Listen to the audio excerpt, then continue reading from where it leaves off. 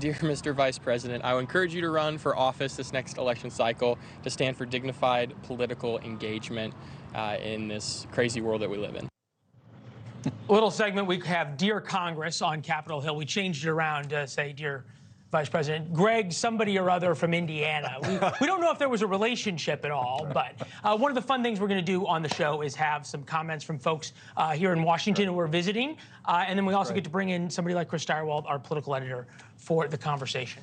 And Mr. Vice President, hey, Chris. I know maybe you didn't want to say it to Leland, but if you want to go ahead and announce right now, that's okay. I'm ready for you. This is a safe space, and he won't feel bad about being passed over. That's okay. I appreciate that. That's okay. I'm here for you.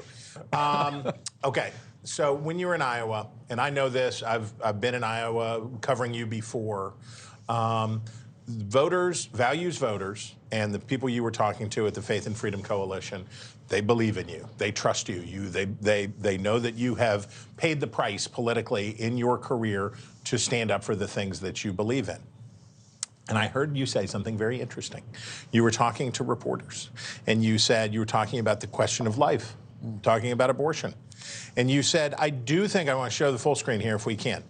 I do think it's more likely that this issue is resolved at the state level. But I don't agree with the former president who says this is a states-only issue. Right. Now, your former boss, after the 2022 election, in which he put some real Lulu candidates out there, and many Republicans said that it was his fault and that he was a drag on the party. He said it was abortion.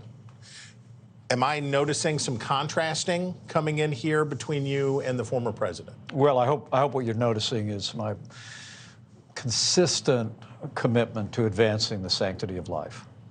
It's really been the calling of my wife and I over all the years of our public service. I mean, when we first ran successfully for Congress in the year 2000, Chris, our kids were 5, 6, and 7. And I'll never forget looking at them and saying, we're running for the babies.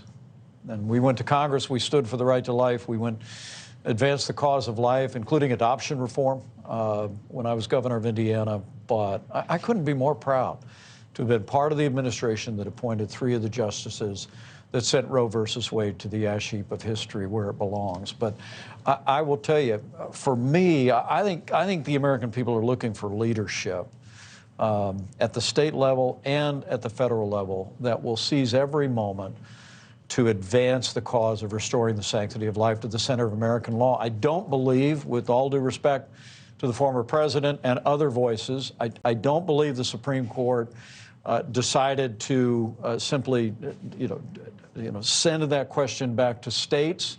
They sent it to the states and the American people. And I think the elected representatives of the American people in our state houses and in the Congress, and ultimately who we elect to be president of the United States, would do well to heed the call of those that want to see us advance the cause of life. There is no doubt that the project from conservative Republicans over the past 50 years to change the composition of the court, and on this issue, driven substantially by this issue, of which you played a significant role. You are even understating the role that you played in all of that over time.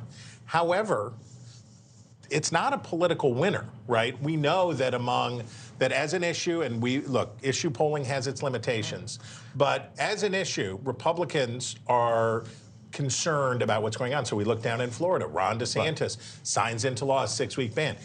This is not something that is broadly popular. What do you say to Republicans who say, if we go where we think is right, where you say is correct, that we're going to pay a political price? Well, I think defending the unborn first and foremost is more important than politics.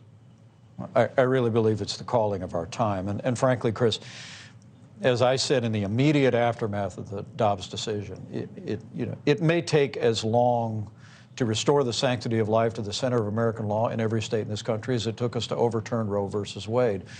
But I believe that restoring the inalienable right to life to American law is that important. Thanks for watching. Go to newsnationnow.com to find NewsNation on your television provider. And don't forget to subscribe. Click the red button to get more of NewsNation's fact-driven, unbiased coverage.